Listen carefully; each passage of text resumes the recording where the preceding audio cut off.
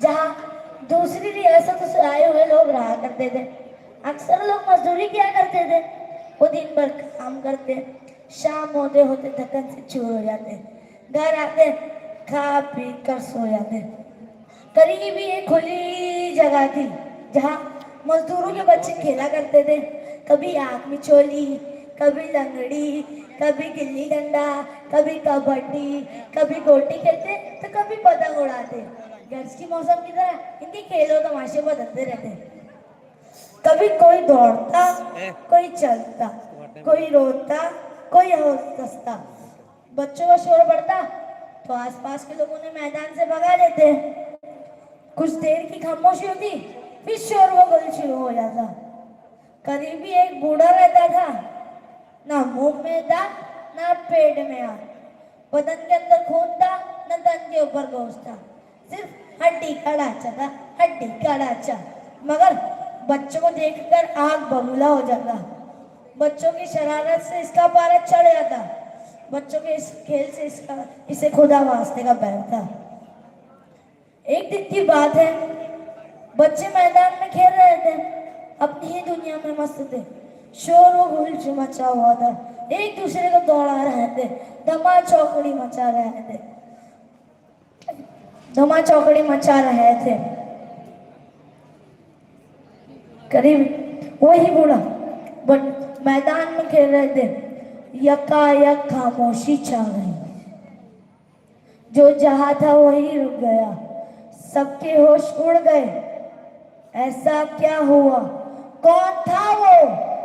कहां से आया था वो? मंजर बड़ा डरावना था।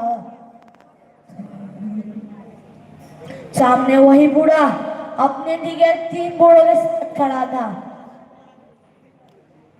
बूढ़े ने, छोटे बबलू ने कहा, एक से पहले 2 तो सुने थे।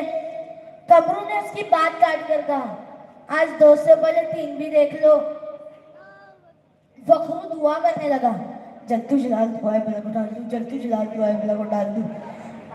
इसको क्या होने वाला है सबको मालूम था।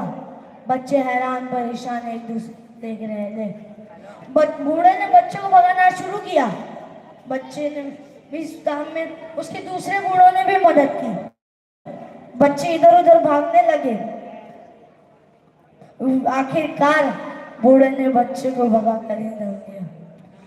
इस वाक़े के चंद दिनों बाद बस्ती में ये बात उड़ने लगी कि फला बूढ़ा गायब हो गया या कहीं चला गया।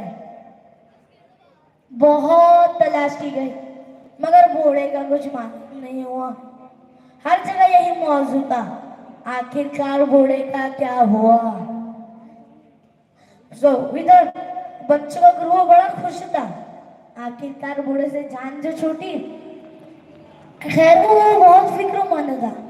उसने सोचा कि हम बूढ़े को कैद में नहीं रख सकते। उसने अपने दोस्तों से कहा, अब हमें बूढ़े को छोड़ देना चाहिए, नहीं तो बात बढ़ जाएगी, बात बढ़ जाएगी। उसके फखरों ने कहा, कुछ दिन और रखते हैं तब बूढ़े को समझ में आएगा।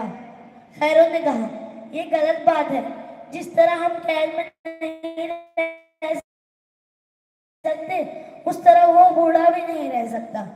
फखरों ने कहा, तुम ठीक कहते हो। बच्चे वो गाले में गए जिस गाले में बूढ़े को बंद करके रखा हुआ था। उसने बूढ़े को खोला। बूढ़े को खोलने के बाद उनसे माफी मांगने लगी। बूढ़े ने कहा, अब मुझे समझ आ गया है, मैं तुम्हें मैदान में खेलने से मना करता था मगर अब मैं मना नहीं करूंगा। मगर तुम्हारी ये शरारत मुझे बिल्कुल अच्छी नहीं लगी।